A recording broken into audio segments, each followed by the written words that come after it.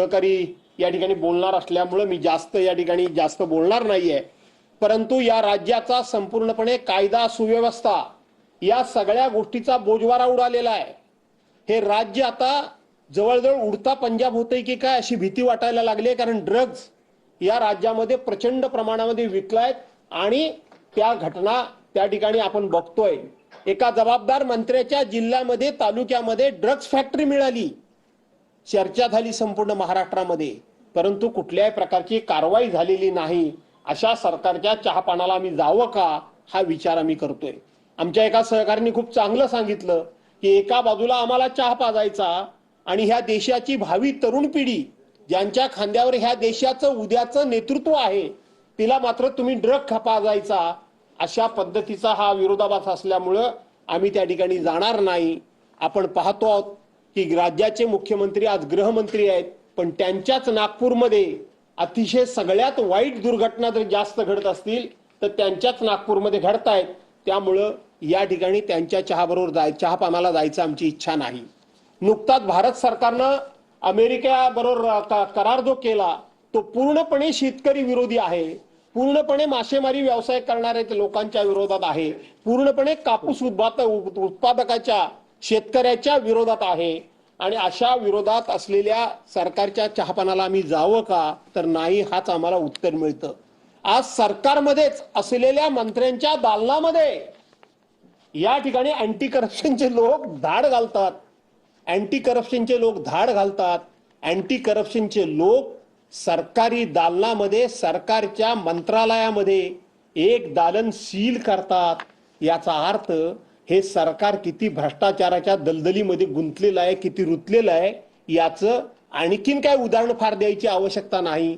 द्यायचं झालं तर संजय शिरसाटांचं द्यावं लागेल, द्यायचं झालं तर भरत गोगावल्यांचं सुद्धा द्यावं लागेल, द्यायचं झालं तर अन्य अनेक मंत्र्यांचं उद्घाटन या ठिकाणी द्यावं लागलं, द्यावं लागलं तर योगेश कदमांचं सुद्धा द्यावं लागेल। 30-30 वर्ष स्वतः वडील गृहराज्यमंत्री, मंत्री स्वतः विद्यमान गृहराज्यमंत्री, आणि त्यांच्या बारवर डान्स त्या ठिकाणी रेड पडते आणि तिथं महिला नाचतात।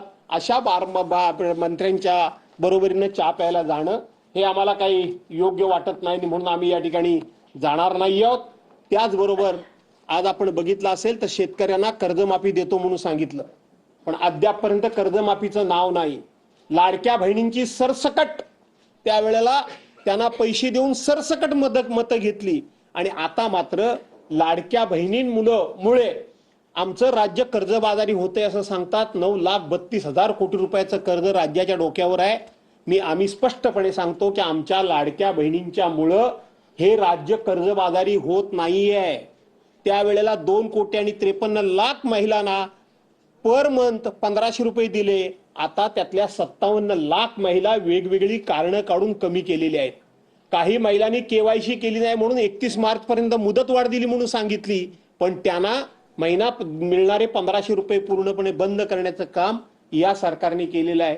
त्यामुळं या सरकारच्या चहापानाला जाण्यामध्ये तथ्य नाही आणि त्याच्याही उपर हे सरकार किती मस्तीत आहे बघितलं असाल आपण। विधानसभेच्या आतापर्यंत झालेले अध्यक्ष आणि झालेले विधान परिषदेचे सभापती, इतके वर्षाच्या आमच्या सगळ्यांच्या अनुभवामध्ये सभापती किंवा अध्यक्ष कुठल्याही पक्षीय कार्यक्रमाला गेल्याचे आम्ही कधी पाहिले नाही।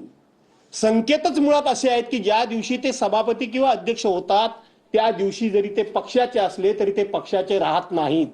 त्यांचं वागणं, त्यांचं वर्तन, त्यांची कार्यपद्धती ही निपक्षपाती असली पाहिजे।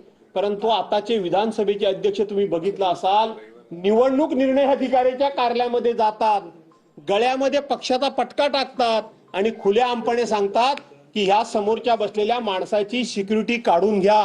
कुणी अधिकार दिला है ना? आणि ती सिक्युरिटी काढून घेण्याचं काम ते करतात। खुलेआमपणे पटका घालून ते प्रचार करतात, खुलेआमपणे ते पटका घालून मिरवणुकीमध्ये सामील होतात। आणि त्याचबरोबर अलिबागचं जमीन प्रकरण मी भांडणं सोडवायला गेलो म्हणून सांगतात। खरं ते भांडणं सोडवायला गेले होते की भांडणं लावायला गेले होते?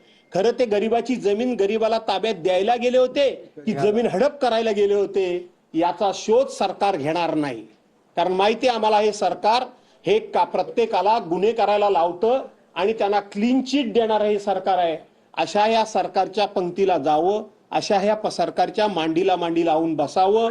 जे सरकार घटना मानत नाही, जे सरकार संविधान मानत नाही, जे सरकार संविधानिक पदांना महत्व देत नाही, जे सरकार या लोकशाहीमध्ये विरोधी पक्ष हा संख्येनं मोठा आहे की लहान आहे पण त्याचा मान सन्मान राखला पाहिजे याचं त्यांना भान राहत नाही, अशा लोकांच्या बरोबर जाऊन चहापाणी आम्ही करायचं नाही हा आमचा निर्णय केलेला असल्यामुळं आम्ही संध्याकाळच्या चहापानावर लोकांकरता, जनतेकरता, कामगारांकरता, विद्यार्थ्यांकरता, महिलांकरता, आमच्या बेकार रोजगार करता आम्ही त्यांच्या चहापानावर बहिष्कार टाकतो आहोत.